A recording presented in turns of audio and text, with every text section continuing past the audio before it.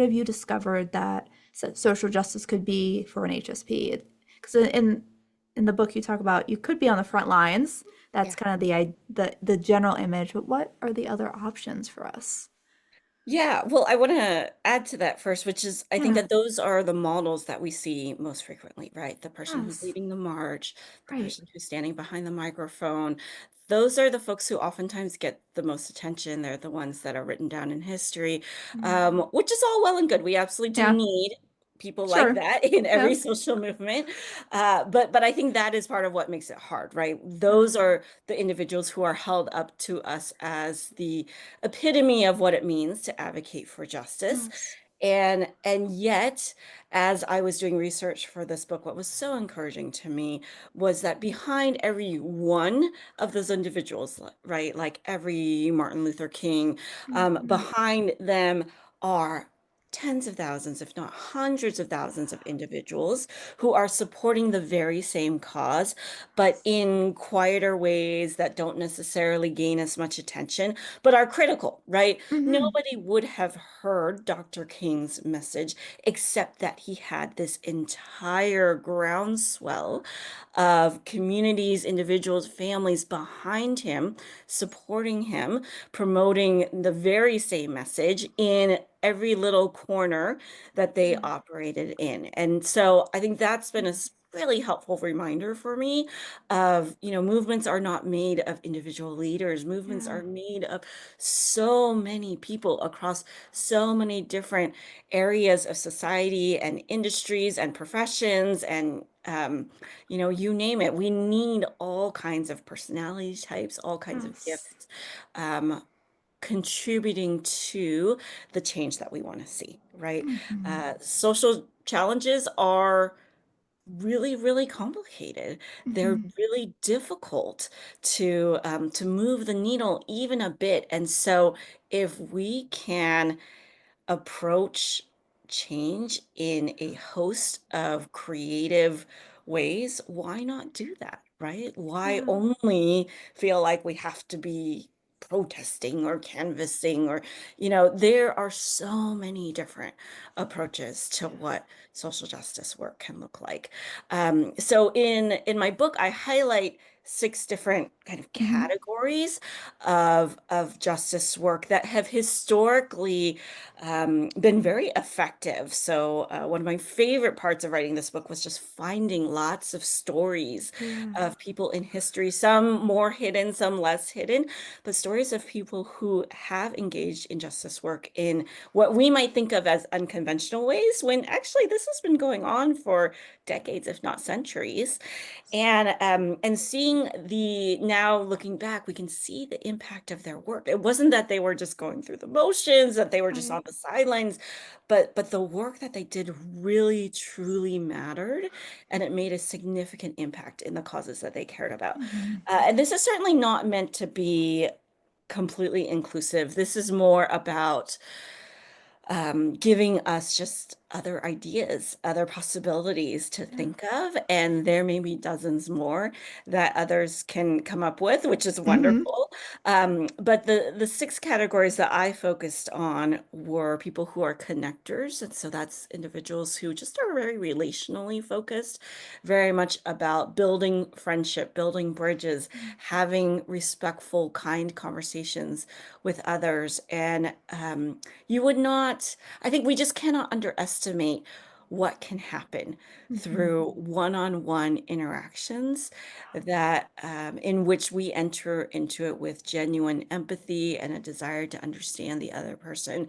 There is so much personal, interpersonal transformation that can happen through those interactions. Yes. And so those are essential to our society moving toward, where we would like it to be. Hmm. Secondly, I talk about creatives. So, artists of any form, artists have always been at the heart of social movements. They help express what our greatest hopes are. They help paint, sometimes literally, a vision of where it is that we want to be headed, how our world could be different. And it those works of art inspire us, encourage us, unite us. They keep us together, right? You think of the civil rights movement and how central music was to the civil rights Yes. movement, right? And there's so many other movements where it's music, it's visual arts, it's dance, it's writing, it the work of artists is so essential Hmm. to wanting to create social change.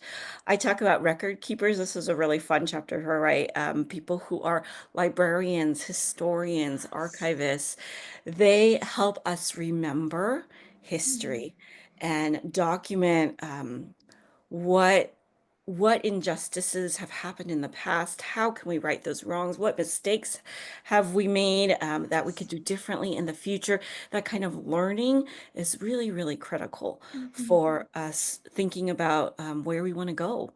And and one interesting thing that I discovered in my research is that oftentimes when you have authoritarian leaders and governments that come into power, it is not uncommon that among the first people that they will target are historians, archivists, librarians, museums, anywhere where there are the keepers of like this is our narrative, this is who we are, this is who has had power in the past, this is who's been ignored and oppressed in the past or even currently.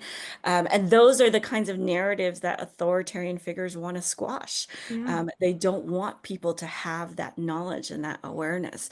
And so the work of record keepers is so essential. I talk about builders. So these are engineers, Mm. inventors who are creating technologies that are going to kind of help provide more equity, give people more opportunity. We still are very much in need of new inventions that help certainly at this point in time bridge the digital divide, but there's so many other inequities when it comes to Hmm. technology and access to technology. I talk about equippers, so those are teachers, coaches, mentors, anyone who is kind of building up the next generation, which could be any age. I would say the next Hmm. generation of leaders and activists. We absolutely need those individuals because Yes. none of us are born knowing how to do No. social change. We need somebody to teach us. And I talk about researchers, the importance of academics and scientists who really look deep into what is going on in our world, what is going on in our communities, how can we better understand the challenges before us, what are the root causes, what are the things that can make a difference. We need that data, we need that information Yes. so that we can make wise choices about where do we leverage our influence, where do we try to make an impact that can truly kind of ripple out Hmm. and lead to these larger societal changes that we're really hoping for. So those are just six different possibilities, and even Yes. within each of those, there's a couple dozen different ways you could approach it. But my hope is just to kind of spark a little bit of that inspiration and Yeah. creativity within individuals of like maybe one of these works for you, maybe it's something else, maybe it's a combination of two, three, four of these.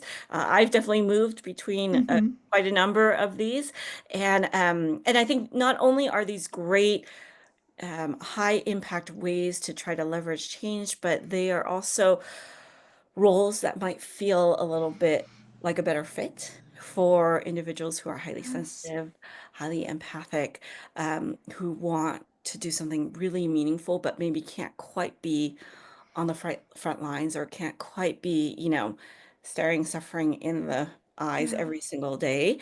But it still gets us very close to action, still makes us central to the work that is being done.